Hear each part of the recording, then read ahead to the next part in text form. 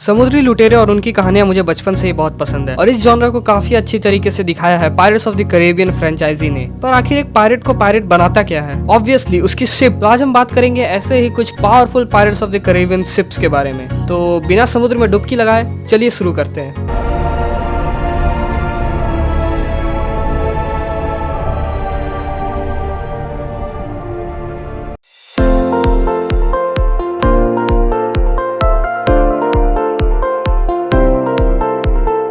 The empress flag ship है south China सी और Singapore के पायरेट लॉर्ड साओ फेंग की।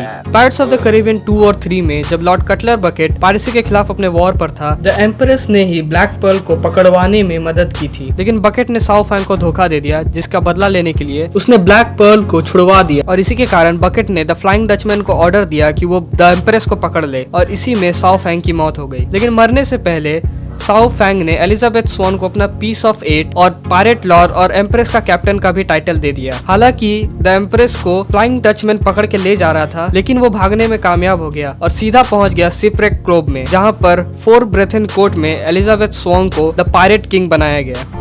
तो आप क्या कहती हैं कैप्टन स्वॉन, लुटेरों की बिरादरी की राजा? हर जहाज को तैयार किया जाए, सूरज उगते ही जंग की शुरुआत होगी।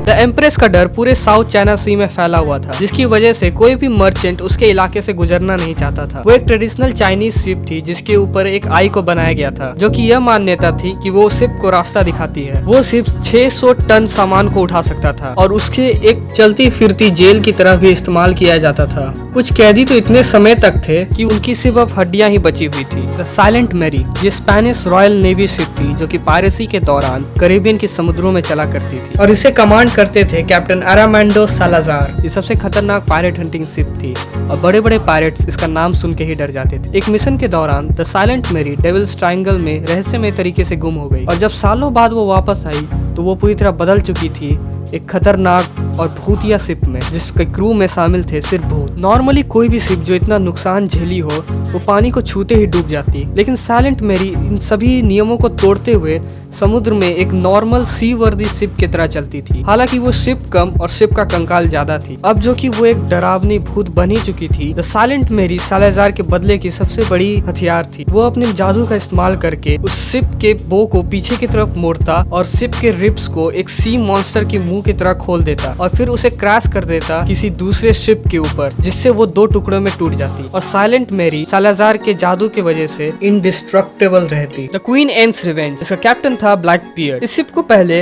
कॉन्ड्रॉड और ला कॉन्ड्रॉडे दे नातेस भी बुलाया जाता था। ये लेजेंडरी शिप बड़े बड़े पायरेट्स के दिल में दहशत भर देती थी, जिसकी वजह से इसे the brutal beast of the sea भी कहा जाता था। अपने स्ट्रॉन्ग डिफेंसेस के साथ साथ इसमें काफी खतरनाक हथियार भी थे और ये हमेशा खजाने से लदी हुई चलती थी, जिसे एक्चुअली दूसरे शिप से लूटा जाता था। जब तक इस शिप का captain the sword of Triton का इस्तेमाल करता, यह शिप जिंदा हो जाती और ये उसके हिसाब से ही चलती। उसी के कमांड के अंदर इस शिप को चलाते थे अनडेड और सोललेस क्रू। इस शिप में ऑटो ड्राइव का भी ऑप्शन था, बिल्कुल टेस्ला कार्स की तरह। बस वो ड्राइविंग आर्टिफिशियल इंटेलिजेंट नहीं बल्कि स्पिरिट्स करते थे। लेजेंड्स ये भी कहते हैं कि इस शिप को ब्लैक बियर्ड के विक्टिम्स के हाथों बनाया गया, जबकि एक्चुअली इसे ब्लैक बियर्ड के विक्टिम्स से बनाया गया। इस शिप में उनके पार्ट्स और हड्डियों का इस्तेमाल किया गया और साथ ही साथ ब्लैक बियर्ड उनकी हड्डियों और कंकालों को अपने साथ एज अ ट्रॉफी रखता था। इसमें गजब की फायर पावर थी। ब्लैक बियर्ड की मौत के बाद इस शिप और उसके क्रू को लीड किया हेक्टर बारबोसा ने, जिसकी कैप्टनशिप के अंदर यह शिप एक पावरफुल फ्लीट की फ्लैगशिप बनी, जिसने न्यू वर्ल्ड के सीज पर राज किया। उन्हें कोई भी पसंद नहीं है।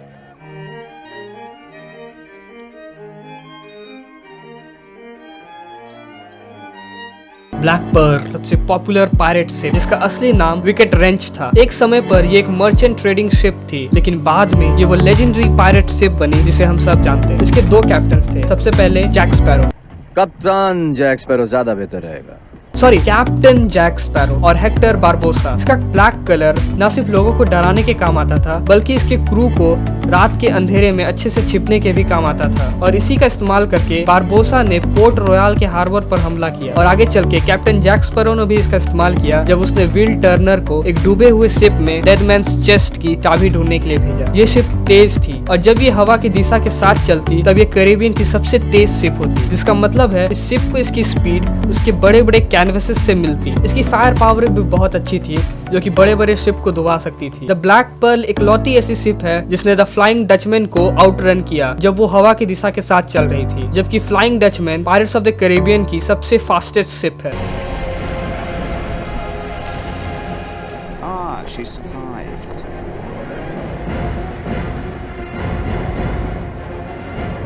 द फ्लाइंग डचमैन ये एक सुपरनैचुरल शिप थी जिसके पास एक पवित्र टास्क था। डचमैन का टास्क था कि वो उन लोगों की आत्माओं को आफ्टर लाइफ में ले जाता जिनकी मौत समुद्र में हुई थी। फ्लाइंग डचमैन के बारे में जानने से पहले हमें डेवी जोन्स की कहानी को भी जानना पड़ेगा, जो कि फ्लाइंग डचमैन का कैप्टन था। डेवी जोन्स को यह शिप और आत्माओं को दूसरी दुनिया में ले जाने का टास्क दिया था उसके प्यार सी गॉडेस कैलिप्सो ने। डेवी जोन्स को हर 10 सालों में जमीन पर लौटकर कैलिप्सो के साथ रहने की इजाजत थी, लेकिन जब भी जोन्स जमीन पर आता उसे कैलिप्सो कहीं नहीं मिलती, जिसकी वजह से उसने अपना दिल निकालकर डेड मैन चेस्ट में लॉक कर दी। उसने अपनी ड्यूटी भी छोड़ दी और उसके बजाय उसने समुद्र में उत्पात मचाना शुरू कर दिया। कई सारे शिप्स पर उसने द क्रैकन को छोड़ दिया और कई सारे खोए हुए नाविकों को पकड़कर उसने जबरदस्ती अपने क्रू में शामिल कर लिया। वो उन्हें 2 चॉइस देता, या तो वो डेवी जोन्स के लिए 100 सालों तक शिप पर काम करे या फिर डेवी जोन्स उन्हें मार देगा, और वो ऑब्वियसली पहला ऑप्शन ही चूज करते। जितनी ज्यादा साल वो उस शिप पर काम करते उतनी ज्यादा अपनी कॉन्शियस भूलने लगते और धीरे धीरे वो शिप का पार्ट बनने लगते। विल टर्नर ने डेवी जोन्स के दिल को स्टैब किया और डेवी जोन्स को मारकर द फ्लाइंग डचमैन का नया कैप्टन बन गया। फ्लाइंग डचमैन इतना खौफनाक दिखता था कि उसे ले मॉन्स्टर दिस प्रोफाउंडरेस भी कहा जाता था, जिसका मतलब है the monster from the deep, क्योंकि वो पानी के अंदर भी चल सकता था। The Dutchman pirates of the Caribbean का सबसे तेज शिप है, दोनों समुद्र के ऊपर भी और समुद्र के नीचे भी। फिर भी वो द ब्लैक पर्ल को पकड़ नहीं पाया क्योंकि द डचमैन हवा के उल्टी दिशा में ज्यादा तेज चलता है। फ्लाइंग डचमैन के पास बहुत ही खतरनाक फायर पावर थी और इसीलिए the flying Dutchman pirates of the Caribbean का सबसे पावरफुल शिप है।